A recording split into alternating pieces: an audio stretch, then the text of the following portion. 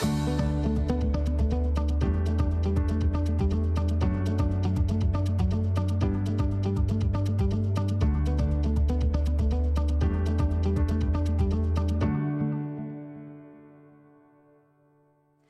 ден, почитувани, ја следите најновата Телма Амбулант. Денешното издание го реализираме во соработка со клиничката болница Жан Митрев. Лебот на овие простори од секогаш бил основа на исхраната. Го јадеме речиси со се, понекогаш и леп со леп, како например што е симит погачата. Но во време кога се почесто се зборува за важноста од нормализирање на телесната тежина, се отворат многу дилеми. Дали лебот на вистина дебеле? Треба ли целосно да го исфрлиме од исхраната и дали има разлика ако е направен со обичен квасец или пак со кисело тесто? И уште едно важно прашање: колку е здрав лебот што со денови останува мек, благодарение на додадените адитиви? Која е вистината за лебот? Ќе ја прашаме Татјана Павлова, нутриционист во клиничката болница Жан Митрев. Останете на Телма, во текот на емисијата вклучете се и со ваши прашања во програма.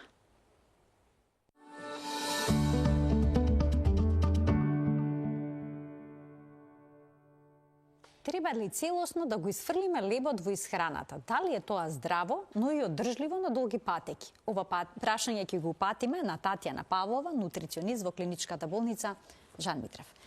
Добре ни дојдовте во Телма Амбуланта повторно. Добар ден, добро ве најдов. Поздрав до гледачите покрај малите екрани. Па, само јас, ако може да започнам со едно прашање кое што мислам дека ќе биде интересно за гледачите, бидејќи порано денот започнувал со попара, со дробен леб во млеко. Значи, се јадело леб без проблем и нашите предци биле без проблем слаби. А денеска лебот се смета за главен нутриционистички грев, односно го обвинуваат за дебелината. Има ли вистина во тоа? Што се случи, што се промени со лебот? Па, времето во кое што нашите предци живееле и денешното темпо на живење се сосема различни. Нашите предци точно почнувале со попара, со млеко и леб, а меѓутоа биле многу поподвижни. А начинот на живот бил подруг. Лебот се консумирал, меѓутоа бил во контакт со некои намирници кои што исто така биле од поприродно потекло.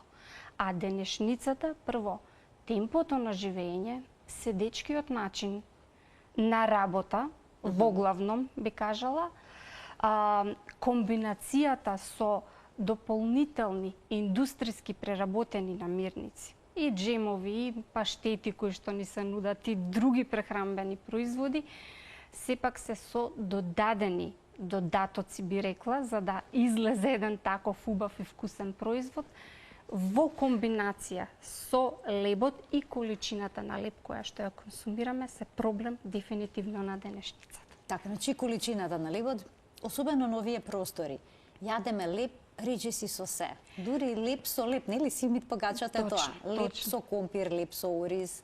Точно. Да. За доручек, ручек, вечера.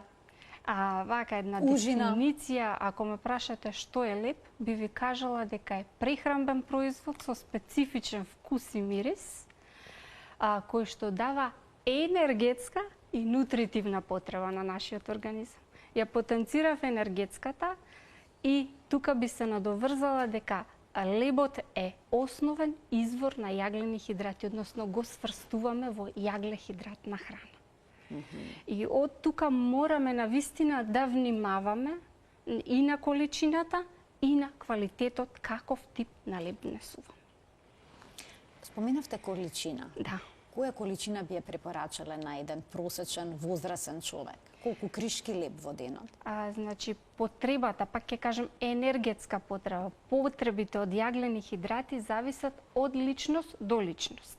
Секој од нас има свој body mass индекс, што би го кажале, своји навики во секојдневието, дали е физички активен, дали повеќе седи, дали понекогаш има физичка активност, и сето тоа е како нутриционист, доколку ме прашате, кога изготвувам план за исхрана, сето тоа го земам во прилог и од тука одредувам која количина ни е потребна.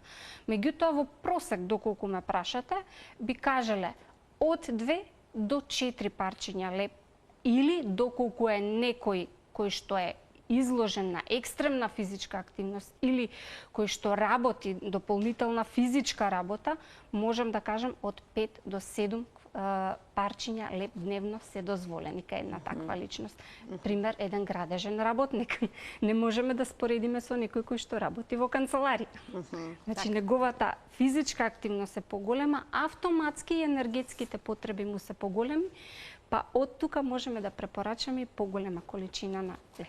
Значи, препораките се индивидуализирани. И индивидуално. Затоа реков, сите ние сме секој за себе единка, секој со сопствени енергетски потреби.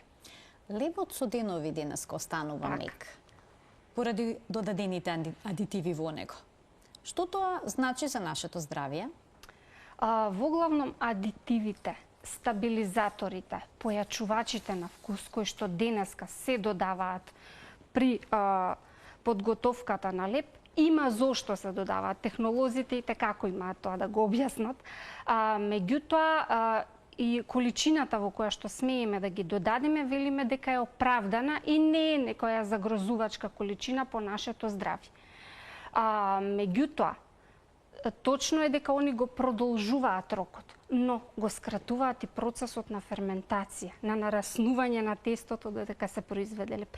Па од тука би кажале дека има и некоја негативна страна во подготовката на нутритивно квалитетен леп. Има леп и леп, нели има бел леп, а потоа има интегрален леп и слично. Велат дека белиот леп се празни калории. Често го слушаме тоа. Има ли вистина во тоа? Тоа е нутриционистички некој термин, би го кажала, празни калории. Па вака, ајде основи на житарки малку да обработиме, доколку замислиме сега едно зрно пченица. Во тоа зрно пченица имаме обвивка, имаме ртулец во средината и во средишниот концентриран дел имаме брашнест дел или скроп.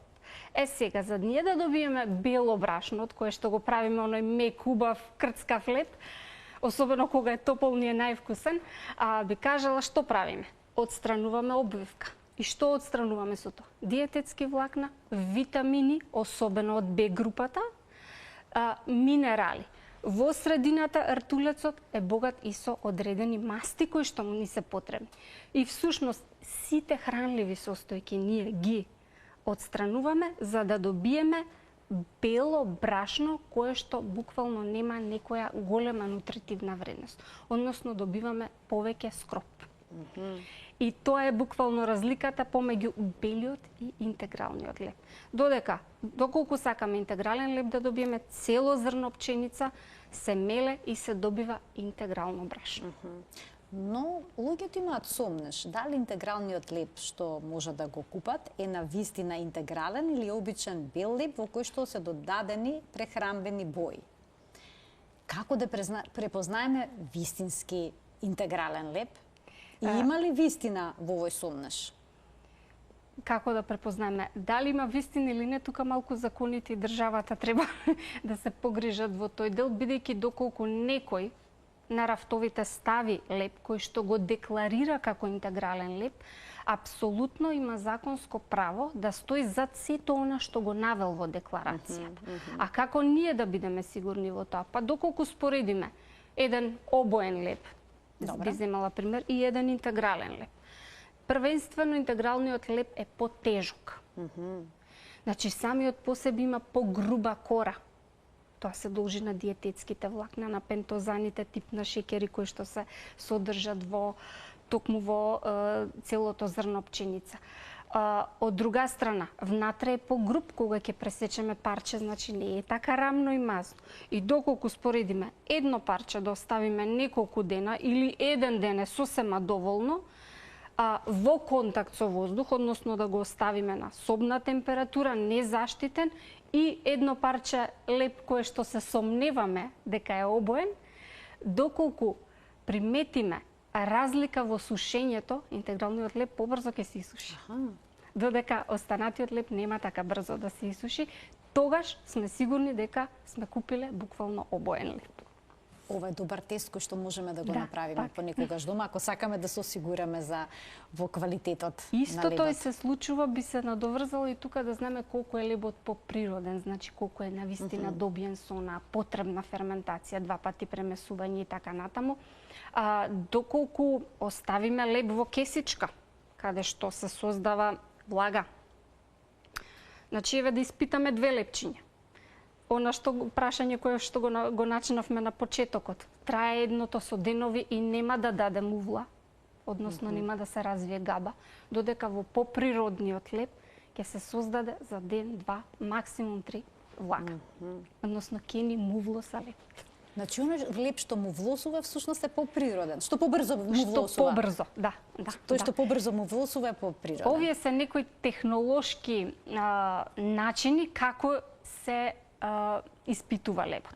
Значи, за да знаеме ние колку, ако еве сакам јас некој леп сум нашла рецептура, сум одлучила да го пуштам во производство и што правам, како ќе го тестирам. Колку брзо се суши, на колку време пуштам увла, односно влагата ќе создаде погодна позиција за развој на бактерии и габи и на тој начин да знам каде да модифицирам.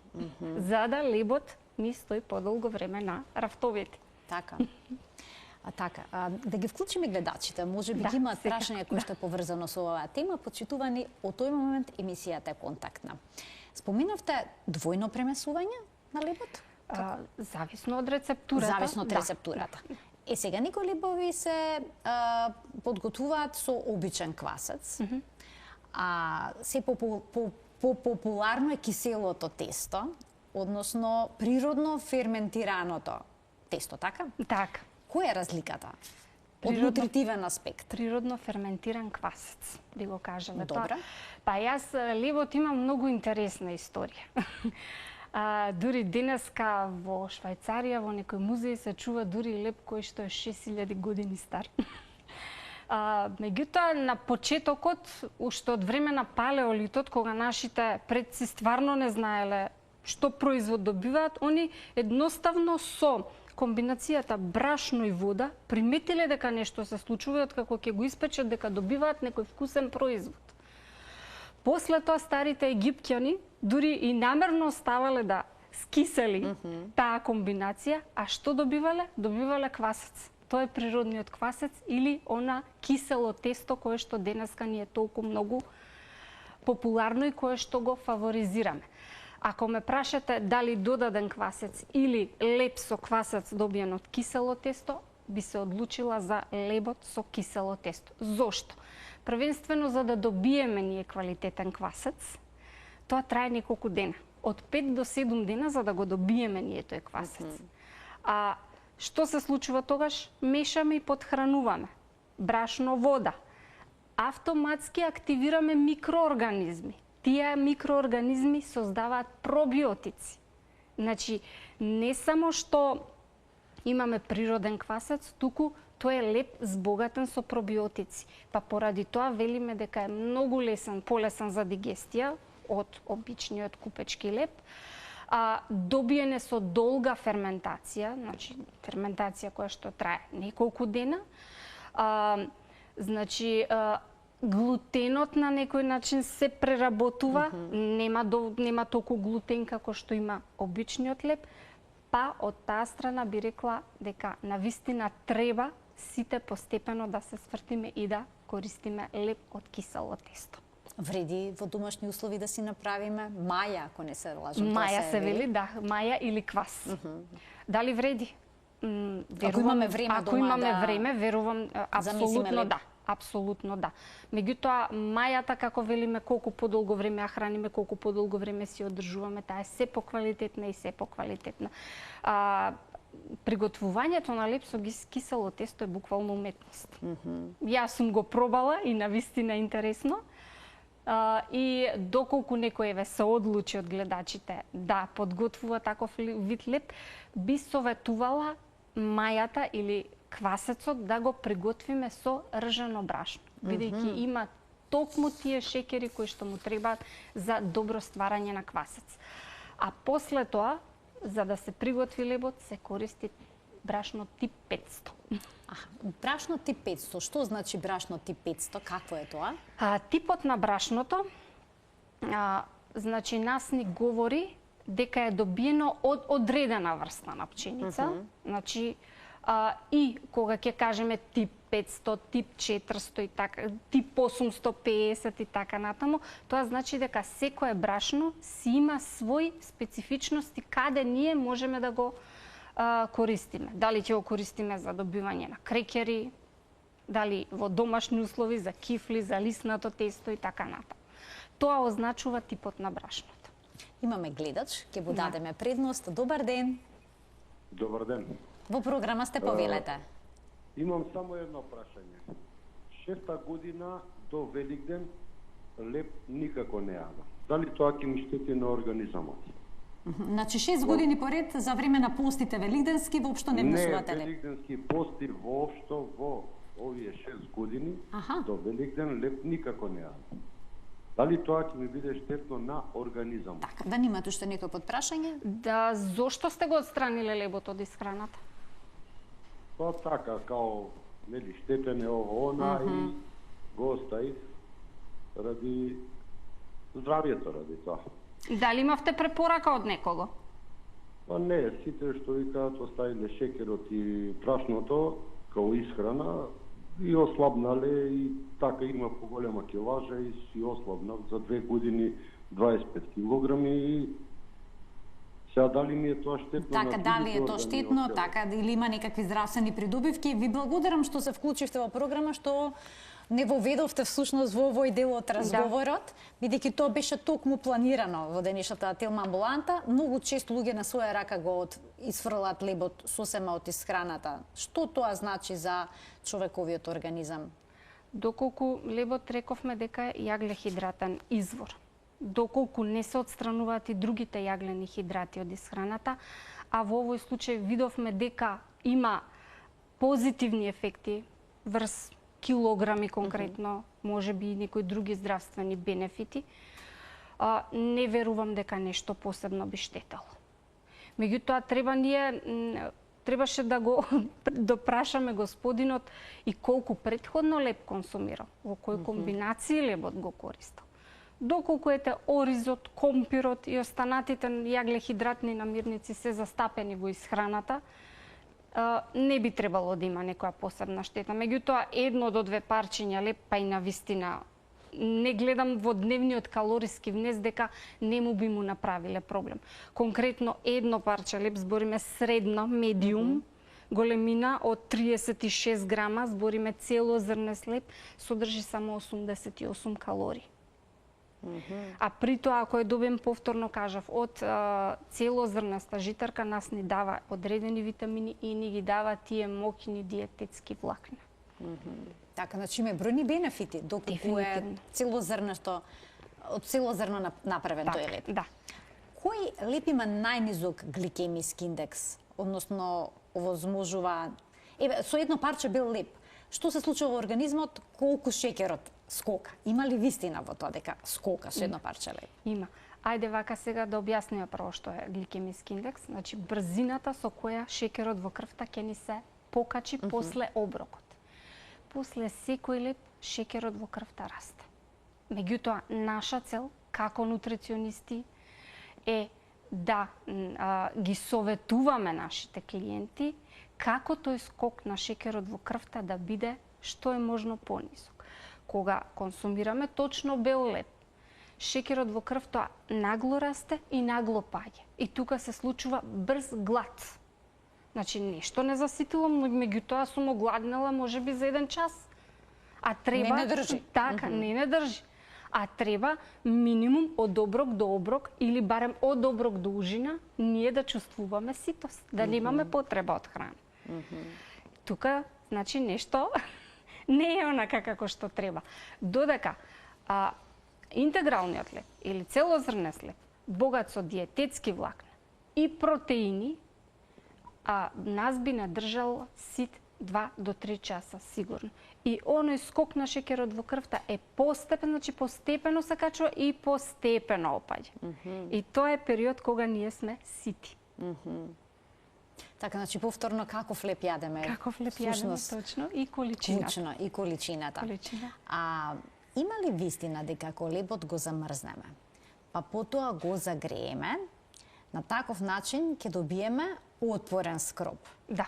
Да? Да, значи, и што точно, значи тоа отпорен скроп, да ни објасните? Модифициран скроп, значи кога лепчето е, еве, бело лепче, повторно ќе земеме како пример, топло, тазе извадено, значи тој скроп нашето тело многу брзо може да го, нашите ензими кои што ги раствараат јаглените хидрати добиени преку лебот, многу лесно и многу брзо можат да ги растворат. Додека ако ние го замрзнеме, веќе молекулите на скробот ја менуваат својата форма и стануваат резистентни или отпорни. Тоа е модифициран или резистентен скроп. Што се случува тогаш во нашето тело доколку консумираме таков скроп? Дигестивните ензими не можат така брзо да го разложат тој скроп. И автоматски имаме постабилен шеќер во крвта, значи немаме нагли скокови, немаме нагол глад. Ова го препорачуваме секогаш кај диабетичарите, меѓутоа не само со лебот, конкретно ќе кажеме и со компирот. Значи, исто да се замрзне? Не. Варен компир, добро, велиме кај диабетичарите да се консумира ладен. Да сме го слушнале тој совет. Така, од кога дека е многу подобро да се изеде ладен компир. Иако не е баш повкусен? Па. Индивидуално. Не секогаш. Ако се направи компир салата, тогаш веќе е друга приказната. Да, но пржени компири или печени, ладни, или печени. Па печени, точно, повкусни се топли. Ајде да ги вклучиме гледачите во продолжение на емисијата. Добар ден. Добар ден. Повелете, во програма сте. Едно прашање до нутриционистката. Кое брашно, за да си месиме дома леп, кое брашно е најдобро? Или па да ми каже соодносот меѓу колку брашња за да си месиме дома леп е најубав? Сооднос меѓу брашното, ржано, интегрално или бело, од кое брашно колку да ставиме? Благодарам и се најубаво. Така, ви благодарам за вклучувањето во програм. Имате некој рецепт да ни кажете? Кој што е најдобар, еве, со комбинација бело брашно, интегрално брашно? Што советувате? Кој е брашно најдобар? најдобар? Особено веќе кај постарата популација, пред малку спомнав, го препорачувам ржаното брашно. Затоа што држи дефинитивно најстабилна гликемија или немаме високи скокови на шеќерот во крвта. Односот вообичаено е ако 100% брашно нас ни е пола килограм, значи околу 75 до 80% да биде вода и квасец. Меѓутоа сега веќе имаме популација која што еве многу често на резултати на интолеранција на храна има популација која што веќе и реагира на квасец. Па од тука би ги препорачали оние бесквасни лебови, односно со додадена сода бикарбона или прашок за пecivo. Мене лично, ако ме прашате, секогаш велам да биде лебот со повеќе додадени семиња. Независно дали ќе се одлучите за чисто бело брашно, дали за некој вид интегрално брашно, да се додава семиња. Не затоа што ние ќе добиеме понекалоричен леб, тој леб ни е побогат со калории, меѓутоа побогат е и со диететски влакна и здрави масти. Значи, оние мали мокини семиња и сусам, и лен, и семки од тиква и чија семе се навистина толку нутритивно квалитетни и навистина во комбинациите секогаш ги препорачувам. Нема тоа да го зголеми нивната калориска вредност? Ќе ја зголеми затоа што веќе тука додаваме масти. Меѓутоа, кога ќе размислиме од нутритивна гледна точка дека тоа се квалитетни масти, омега-3, алфа-линоленска киселина, сезаминот од семето од сусам, потоа со семките од тиква додаваме цинк. Значи, тоа се сите како би ги кажала, намирници кои што се богати со антиоксиданти. Имаат буквално голем здравствен бенефит на нашето тело и ја олеснуваат дигестијата затоа што се пребогати со диететски влак. Диететските влакна неколку пати ги споменавме, нив особено ние нутриционистите им даваме значение и велиме храна богата со диететски влакна, бидејќи тие имаат пребиотски ефект за нашите црева и за нашата дигестија. Односно, ги хранат добрите бактерии или пробиотици. Значи, навистина е поздрав. Да. а не само калориски побогат. Така. Тоа да го заклучиме, да го вклучиме и следниот гледач. Добар ден. Добар ден. Во програма сте, повелете. Да ве прашам нешто. Ја поздрав до вас. Ви благодарам. Јас сум пациент со мултиплекс склероз. Така? И препорака од Австралија имам да јадам исклучиво лебови со биолебови. Исклучиво, вика 2 до 3 кришки вика дневно. И термички обработена храна може да ја користам само еднаш до 2 пати неделно. И од јаглено-хидратите само јогурт и кашкавал може да јадам. А иначе биолебот, мислам дека овој од фурна диме многу највише ми одговара, тој е и многу потежок од другите лебови и мислам дека е многу поприроден. Па сакам да докторка што ќе каже дали е добра споредбата или не е добра. Така, да немате уште некој прашање или тоа би било Не, се? Добро. Ви благодарам за вклучувањето во програма. Биолеп се мисли на целозрнест хлеб. Аха, целозрнест, повторно целозрнест. Бидејќи ми спомна некој примерот за леп, значи слободно кога веќе гледа гледачот дека има добро му делува, има добри здравствени бенефити, апсолутно нека продолжи да го користи тој леп. Само ќе го коригирам, спомна кашкавал и јогурт, ако и не се јогурт, лажам. значи тие не се извори на јаглехидрати. Тоа е се? Тоа е, тука имаме во најголем процент масти и дел протеини.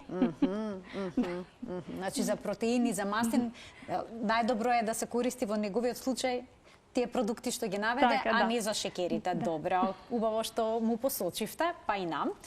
Добар ден за следниот гледач во Телма амбуланта. И убав ден да имате. Ви благодарам, имајте вие убав ден. Вака ме интересира, ако може да ми објасни чија семето дневно, колку пати и на колку време, колку лажички може да се употребува за една храна дневно. Така, ви благодарам за вклучувањето во програма, чие семето е мощно популарно во последните години. Што советувате, во која количина да се внесува? Зависи со што го комбинираме. Дали е тоа чија пудинг, дали е плюс додаток, затоа што најчесто нашиот народ мислејќи дека е здраво, па сите семиња наеднаш во неограничена количина ќе ги стави и така натаму. Меѓутоа, ако е на некоја дневна потреба за појадок, значи велиме од 5 до 10 грама, тоа е или една мала кафена лажица или една голема. Аха, значи мала количина е тоа. Во мала количина зборувам за ако користиме овесни снегулки кои што се потопени, дали во обично млеко, дали растително млеко, зависи, значи повторно ќе кажам, зависи од комбинацијата со кои состојки ќе го комбинирам. Затоа што сепак чија семето е моќна храна, здрава е, меѓутоа не треба да да се претерува, затоа што сепак содржи масти, тука треба да видиме и колку вода пиеме, особено сите тие зрнести производи, не само чија семето, и лененото семе, и псилиумот кој што е исто така доста популарен извор на диететски влакна. Значи за тие да се растворат на телото му треба поголеми количини на вода, за да не ја користи организмот нашата слободна вода. Значи доволна количина на вода при конзумација на семиња. Имаме гледачи, ќе ги вклучиме во програма, ќе им дадеме предност, а потоа се враќаме на нашиот концепт. Добар ден. Добар ден, очекуваме вклучување на уште еден гледач. Повелете, во програма сте. Добар ден, поздрав до гостинката. Ви благодарам. Имам диабет веќе некои 15 години. Моментално сега сум на возраст 50 години. Така? Значи, со апчиња од почеток, нели, метформини и така натаму. Користам тонус веќе некои 3-4 години. Меѓутоа, во последно време забележувам и јако рокот на траење не е поминат, знае да биде расипан и така натаму. Така да совет за тоа каков тип на леп би можел дома да подготвувам. Добро, ви благодарам за вклучувањето во програма. Што советувате за диабетичарите? Веќе имаме втор гледач кој што бара совет каков леп да консумира. Значи, најдобар и најквалитетен леп е оној кој што дома ќе си го направиме, дефинитивно. Ако треба да дадам некој рецепт, слободно може да оставите мој контакт телефон. Така. Не знам сега колку е момент за да дадам некој таков рецепт. Меѓутоа има најразлични видови на леп кои што може дома да си ги скомбинираме, при тоа да не ни одземат време. Така, ние ќе продолжиме со вклучување на гледачи, само ќе ги замолам да не спомнуваат имиња брендови на леп, туку зборуваме општо, дали е бел леп, дали е интегрален леп, црн леп и слично. Добар ден за следниот гледач. Ало? Повелете, во Добар програма ден. сте. Дали ме слушате? Да, ве слушаме одлично, повелете. Сакам да прашам. Јас во последно време си купив апарат за месење леп. Дома си спремам леп. Така. Брашното што го користам, го мешам ржено брашно со безглутенско. Ставам околу 200 грама безглутенско. Дали е тоа во ред? Јас ќе ве прашам, зошто ставате безглутенско брашно, бидејќи еве и тоа не е едно од следните прашања предвидено во денешната емисија. Имате некаков проблем или едноставно се одлучивте на тој чекор, читајќи информации дека тоа е поздрава варијанта? Едноставно читајќи. Така. Читајќи дека глутенот многу штетни болести и така се одлучивме и сега безглутенското го мешам со најчесто со ржено или малку ставам и тип 850, околу 100 грама за да ги врзе подобро. Така. Дали е тоа во ред? Тоа ми е едното прашање и ако не е тешко уште едно прашање. Ако почнам да подготвувам кисело тесто дома, добро. првиот пат ќе го спремам со ржено, ама потоа треба да оставам од ова спременото. Како натаму би било? Значи ја додавате киселото тесто, потоа со рженото тесто правите леп и се прашањето дали да извадите фрагмент од тоа тесто и да го чувате на страна. Добро. Две убави прашања, ви благодарам за вклучувањето во програма. Повелете. Конкретно за киселото тесто, има и таков метод, некој да остава дел од замесеното тесто, меѓутоа јас искрено немам искуство со тоа. Колку успева и како успева, не би можела на гледачката да ја потврдам. А во однос на комбинациите кои што ги прави, јас не ја гледам потребата тука да додава безглутенско брашно, бидејќи сепак она што го користи како комбинација ржано брашно и брашно тип 850, со тоа не го отстранува 100% глутенот од исхраната. А од друга страна пак, ако зема од маркетите или од аптека безглутенско брашно, комбинација на безглутенско брашно, тоа се само скробови добиени од компир и ориз, плюс некои додатоци. Тие скробови содржат доста висок гликемиски индекс. Значи, всушност, брашната кој што ги комбинира, само им го збогатува или го покачува гликемискиот индекс. Значи, не е поздраво тоа? Не. Освен за оние кои што мораат да се префрлат на таков тип на исхрана, кај нив е тоа неизбежно. Кај целијакија и интолеранција на глутен, тоа е неизбежно. Но оние што се здрави, кои што кај немаат здрава нетолеранција, популација не би советувала на своја рака сами да го тргаат глутенот од исхраната. Бидејќи еве ќе споредам, ќе направам една споредба на 3 житарки. Пченица има глутен, хелда нема глутен, овес. А пченицата има најдобар состав на диететски влакна и протеини. Среден гликемиски индекс 69. На 100 грама калории има 100 грама брашно има околу 360 калории. Следна е хелдата. Меѓутоа хелдата има гликемиски индекс 71, повисок од пченицата. Значи го качува шеќерот во крвта повеќе. Да. Ако конкретно земеме Веднаш како после оброкот, безглутенска, како безглутенска житарка. Додека пак овесот има најголема калориска вредност 390, а пак има најнизок гликемиски индекс 44. Значи комбинацијата е добра, со цел зависи што сакаме да добиеме. Дали лебо да го збогатиме со диететски влакна, дали повеќе протеини да извадиме, или да намалиме гликемиски индекс доколку сме диабетичари или едноставно сакаме да обрнеме внимание на флуктуациите на шеќерот во крвта. Добив знак дека има уште еден гледач. Добар ден. А не, во ред, се исклучил, продолжуваме понатаму. Можеме на интернет да видиме рецепти и за протеински лебови. Да. Например, да се направи леб од црвена леќа. Да. Ке се потопи, се додава таму, се додават некои комбинации и потоа се пече леб. Дали е тоа поздрава варијанта отколку лебот, да речеме, од пченица, од пченка? Лебот од леќа е денеска тренд. Јас би кажала дека за некој кој што има брз начин на живење е доста интересно за да си го подготви, бидејќи не сака некоја посебна обработка, односно покиснување имаме само на зрната, плакнење со што би извадиле фитинската киселина, која што е антинутриент, и во комбинација зависи со јајце, со прашок за пecivo, само со минерална вода некоја прават, можеме да добиеме производ налик леб, кој што може да не го замени лебот. Меѓутоа, сепак мора да посочиме дека легуминозите или мешунките покрај протеини точно имаат висок протеински состав. Меѓутоа, тие исто содржат јаглени хидрати. Значи таму има. Кај диабетичари не е лоша опција. Значи, лебот од леќа не е лоша опција кај диабет, кај инсулинска резистенција, кај дебелина исто така не е лоша опција, бидејќи и пребогати се со диететски влакна мешунките.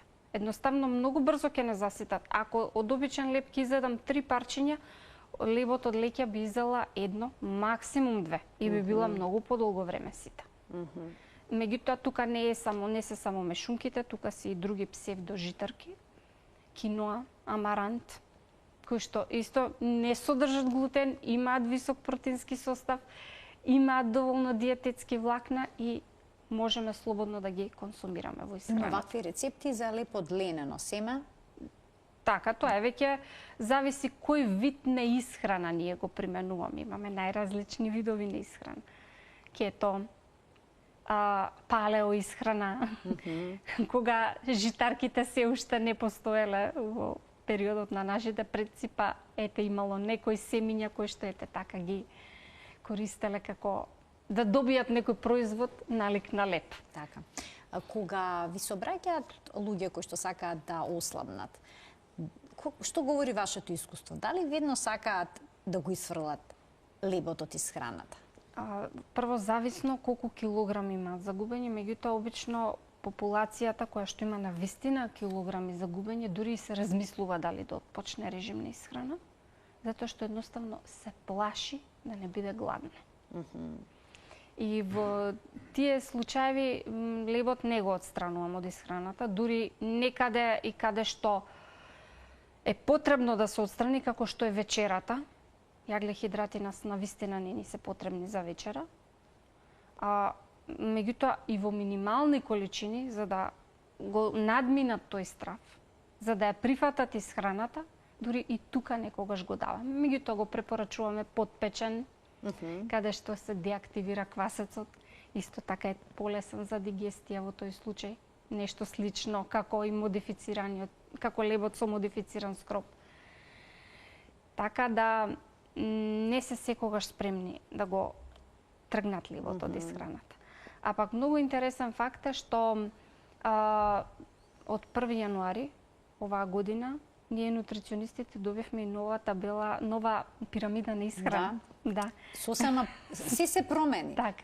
Ако порано беше 55 до 65% јаглени хидрати, тие беа порано во основата на пирамидата. Сега е скроз обратно. Тие најмалку ни се потребни.